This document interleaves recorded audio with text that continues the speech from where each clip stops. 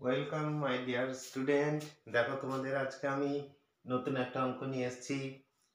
সাধারণ গুণনীয়ক।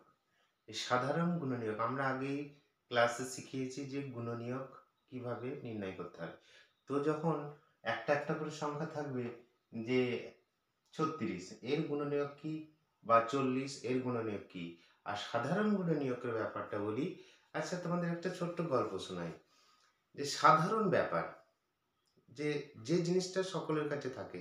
আজকে যদি আমরা বলি যে অমুকের বাড়িতে একটা মোটরসাইকেল আছে, অমুকের বাড়িতে একটা মোটরসাইকেল আছে, এটা আমরা বলি সাধারণ ব্যাপার, সবার বাড়িতেই মোটরসাইকেল আছে। কিন্তু যদি বলি যে অমুকের বাড়িতে 4 চাকা গাড়ি আছে, 4 চাকা হয়তো সকলের বাড়িতে নেই, তাহলে কিন্তু সেটা সাধারণ নয়। আর যে জিনিসটা মোটরসাইকেলটা বা বাইকটা সবার বাড়িতে আছে, তাহলে ওটা হলো সাধারণ ব্যাপার। তো আমরা একই সংখ্যার ক্ষেত্রে যে এরকম ধরনের, ধরো 36 বা 40, এই গুণনীয়ক সাধারণ গুণনীয়ক, মানে গুণনীয়কটা এর কাছেও থাকবে, আবার 40-এর কাছেও থাকবে, বা আরো যদি সংখ্যা থাকে তাদের কাছেও থাকবে, তাহলে সেই জিনিসটা আমরা বলবো যে ওটা সাধারণ। ঠিক আছে, গুণনীয়ক বলে সাধারণ গুণনীয়ক। আর আমরা বাস্তব জীবনে কারো বাড়িতে যদি মোটরসাইকেলের কথা বলি বা বাইকের কথা বলি, তো এটা সাধারণ ব্যাপার, সবার বাড়িতেই আছে। তার জন্য ওই সাধারণ কথাটা এসছে।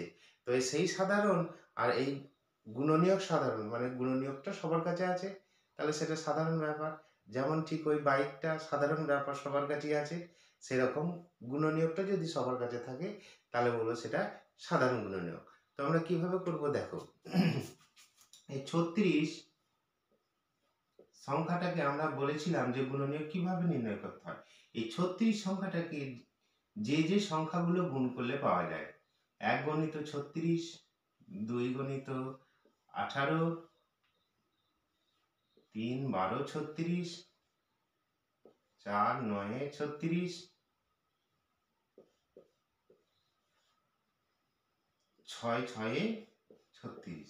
তাহলে এই সংখ্যাগুলো 1 2 3 4 6 9 12 18 36, এই সংখ্যাগুলো দিয়ে আমরা 36কে ভাগ করতে পারবো। তাহলে এইগুলি হচ্ছে সাধারণ গুণনীয়ক, শুধু গুণনীয়ক। তাহলে 1 2 3 4 6 9 12 18 36 হলো 36-এর গুণনীয়ক। অন্যদিকে 40-এর গুণনীয়ক, 1 গণিত 40, 2 গণিত 20,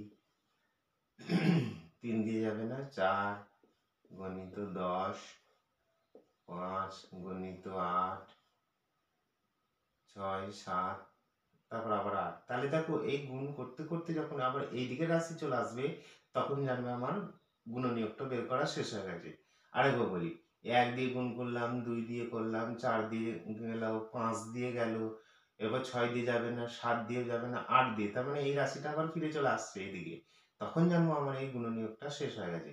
এরপর দেখবো এই 36-এর গুণনীয়ক এইগুলো, 40-এর গুণনীয়ক এইগুলো, এই গুণনীয়কগুলোর মধ্যে কোনটা সাধারণ ব্যাপার, মানে সাধারণ, এর কাছেও আছে ওর কাছেও আছে, সেটাই হচ্ছে সাধারণ গুণনীয়ক। সেইগুলোকে আমরা গোল দাগ দেবো।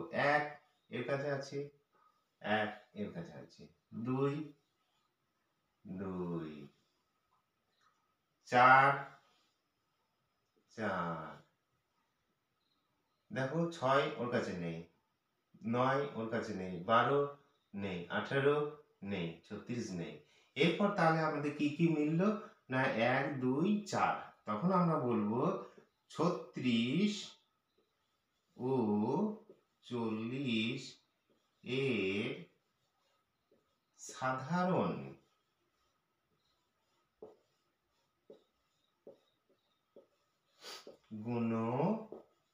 গুণনীয়ক